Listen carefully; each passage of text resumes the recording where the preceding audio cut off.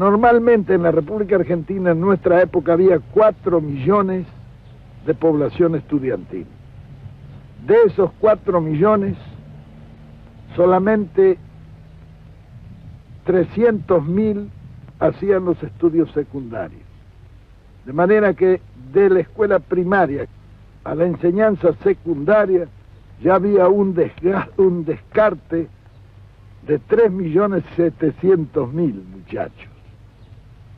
De esos 300.000 iban a la universidad nunca más de 100.000 en todas las universidades. De manera que ya en esa etapa había otro descarte de 200.000. ¿Qué pasaba con estos 3 millones largos que al terminar la escuela primaria no podían ir al secundario porque no tenían medios, porque como la enseñanza era cara, ninguno de ellos podía seguir los estudios superiores? Y estos iban a los potreros, que eran las escuelas de delincuencia más conocidas. Y nosotros no tuvimos delincuencia infantil. ¿Por qué? Porque en Buenos Aires más de 50.000 muchachos tenían sus clubes. Esos clubes los hacía el Estado y se lo entregaba a los vecinos que lo administraban y lo llevaban adelante. Por otra parte, las escuelas profesionales, donde el chico iba, recibía un salario y a la vez estudiaba. Después de recibirse de operario, iban a la fábrica, estaban 3 años. De ahí podían pasar a las escuelas de aplicación, que eran escuelas para formar sobrestantes, jefes de talleres, etc. Después de estar allí, iban nuevamente a la industria y estaban 2 o 3 años y entonces tenían derecho a ingresar a la universidad obrera, de donde salían ingenieros de fábrica en cada una de las grandes especialidades de la industria. Eso fue para la masa.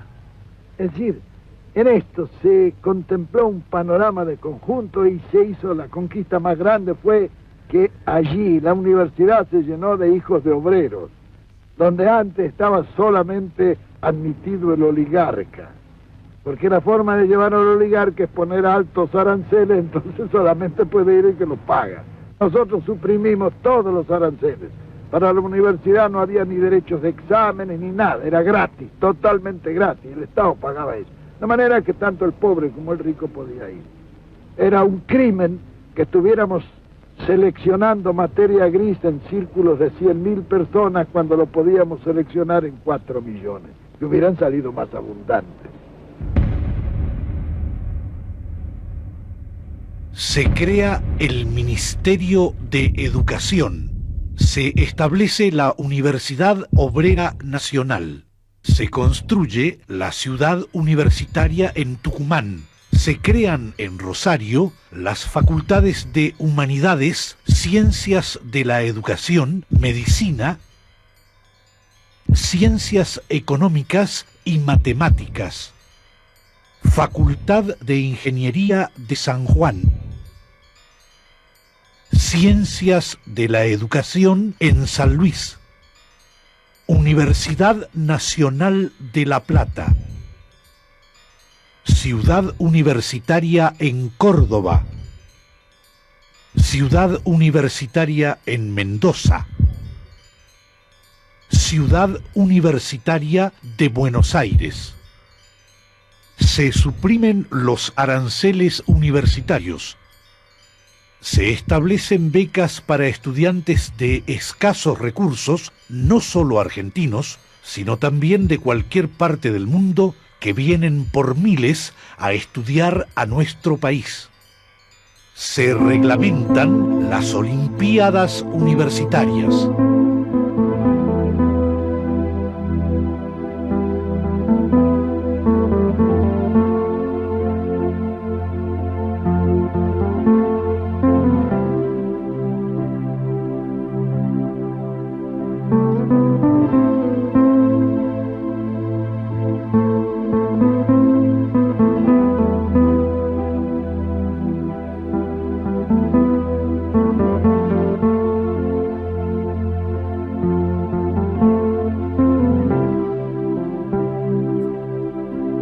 Se crean misiones monotécnicas para que los alumnos de zonas rurales aprendan artes y oficios como zapatería, carpintería, albañilería, herrería y mecánica.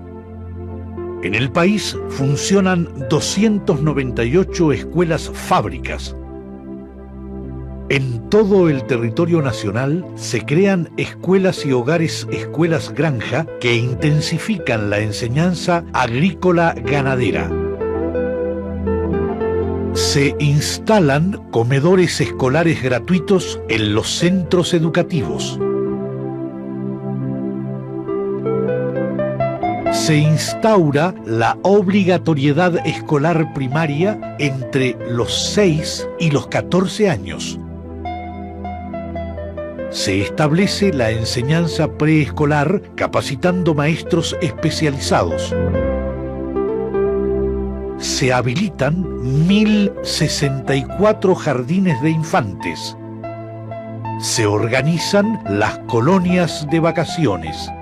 Entre los años 1946 y 1955, la cantidad de alumnos se elevó a 2.870.000.